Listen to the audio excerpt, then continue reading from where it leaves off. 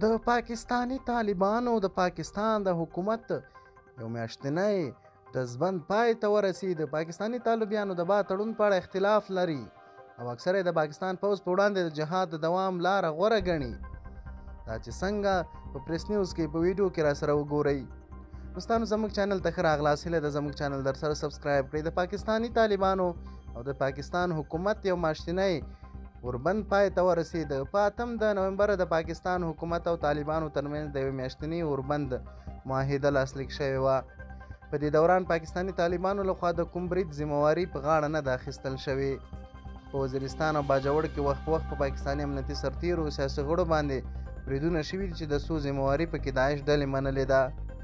آزادې سرچینې د طالبانو غړي او خبریالان تاییدوي چې په تېرو څو ورځو کې د پاکستاني طالبانو د 80 نه زیات غړي خوشي شوي دي، خو طالبانو ته لاس په لاس نه دي ورکړل شوي. وویل کېږي چې دغه کې زیاتره هغه کسانو چې په وړو جرمونو کې ککړو د طالبانو سره د اړیکو په تور نیول شوي وو. 40 کسان د تېرې چهارشنبې په ورځ پاکستان خوشي کړي دي، خو په رسمي ډول حکومت یا طالبانو د دغه کسانو خوشي کولو څه خبر نه دی تایید کړی. د طالبانو لخوا د 5 مهمو مشرانو د خوشي کولو غوښتنه هم شوې ده چې پکې 3 مهم مولوي عمر، مسلم خان او محمود خان هم په دې خوشي کړل شویو کسانو کې شامل دي.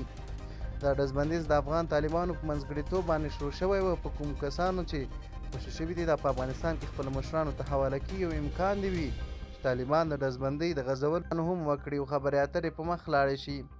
د طالبانو سرچینو رسنیو ته ویلي د دوی مشرانو غونډې روانې دي چې ډزبندۍ د غځولو یا نه غځولو پرېکړه پکې وکړي. د دې خبر چمتو کولو پورې د طالبانو د شورا پرېکړې په اړه څه نه دي ویل شوي. خو د طالبانو سرچینو ویلي چې د طالبانو ځینې ډلې اوس هم په مراکزو خوښې نه دي او اختلاف پکې موجود دی چې زیات مخالفت د مومند د طالبانو لخوا منځته راځي.